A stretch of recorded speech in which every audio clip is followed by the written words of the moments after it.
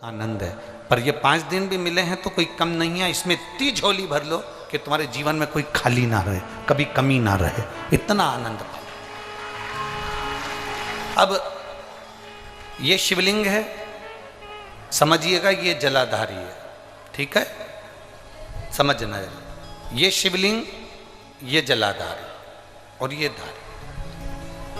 अब कई लोगों के मन में प्रश्न खड़ा होता है, कई लोगों के मन में एक भाव उत्पन्न होता है कि हमारे घर में जो शिवलिंग है, हमारे घर में जो शंकर भगवान का शिवलिंग है, क्या उस पर वासुकी नाग लगाना, सर्प लगाना जरूरी होता है क्या? हमारे घर के अंदर जो शिवलिंग है, हमारे घर में जो शंकर भगवान का शिवलिंग है, उस पर सांप लगाना, सर्प लगाना, वासुकी नाग लगाना जरूरी है क्या? तो बहुत सावधानी से समझिएगा कि जो शिवलिंग होता है, जो शिवलिंग होता है, उस शिवलिंग में भगवान शंकर स्वयं विराजमान है। तो उनके गले में अगर सर्प है तो शिवलिंग में आप रूप सर्प है। शंकर जी अगर रुद्राक्ष की माला पहने हैं तो शिवलिंग में वो रुद्राक्ष का बल है। शंकर जी बाघंबर पहने हैं, शिवलिंग में वो बाघंबर का अंश है। शिवलिंग गंगा धारण करे हैं तो शिवलिंग, भगवान शंकर गंगा धारण करे हैं तो शिवलिंग में वो गंगा का तत्व है। जरूरी नहीं कि तुम्हारे घर में जो शिवलिंग हो उस पे नाग हो। अगर है सर्प, कोई बात नहीं, रखे रहने दो। सर्प नहीं है तो कई लोग कहते हैं चांदी का सांप बनवा लेती हूँ, पीतल का सांप बनवा लेती हूँ। घर में मेरे शिवलिंग है, उस पे सांप नहीं है, मैं सांप रख देती हूँ, सर्प रख देती हूँ, वासुकी नाग रख देती हूँ ना। अगर है तो रखो। शिव महापुराण की कथा कहती है, जिसको रात्रि में सोते समय या सुबह या ऐसा लगता है कि मुझे स्वप्न में सर्प नजर आते हैं, सांप दिखते हैं, कोई मरा हुआ व्यक्ति नजर आता है, उसको लगता है कि कोई डरावनी सी वस्तु नजर आती है, कोई श्वेत वस्त्र नजर आते हैं या कोई सर्प नजर आता है, तो हमारा शास्त्र कहता है शिवलिंग, जैसे ये शिवलिंग है पूरा जलाधारी पर रखा हुआ है, और जो शिवलिंग है, इस शिवलिंग के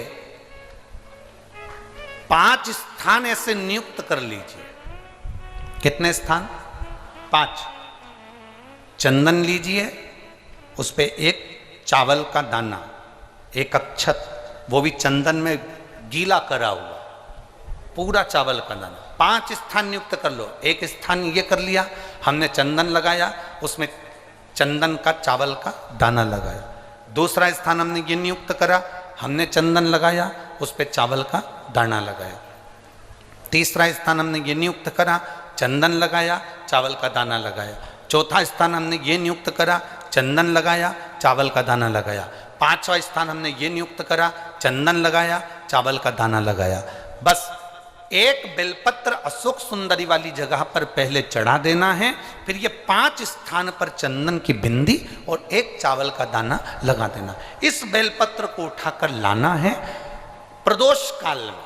प्रदोष काल सूर्य जब जा रहा हो, चंद्र प्रवेश कर रहा हो, उसको प्रदोष काल कहा गया। उस प्रदोष काल में इस बेलपत्री को भगवान पतालेश्वर महादेव का नाम लेकर खा लेना है। कभी जिंदगी में तुम्हें सर्प का स्वप्न आ ही नहीं सकता और सर्प का भय नहीं हो सकता। ये पतालेश्वर है।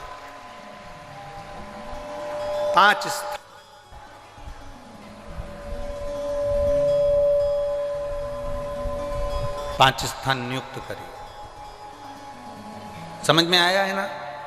5 स्थान यदि हम नियुक्त करते हैं और 5 स्थान नियुक्त कर कर हम चंदन की बिंदी रखकर एक चंदन में भिड़ा हुआ चावल, चंदन में गीला किया हुआ चावल का एक दाना 5 स्थान पर यदि हम लगाकर, एक बेलपत्र पहले समर्पित कर कर उसको लगाकर, फिर हम उस बेलपत्र का प्रदोष काल के समय पर भगवान पतालेश्वर का स्मरण कर कर उसको पा लेते हैं, तो हमें फिर स्वप्न में सर्प का भय नहीं रहता, हमें स्वप्न में सर्प दिखाई नहीं देता।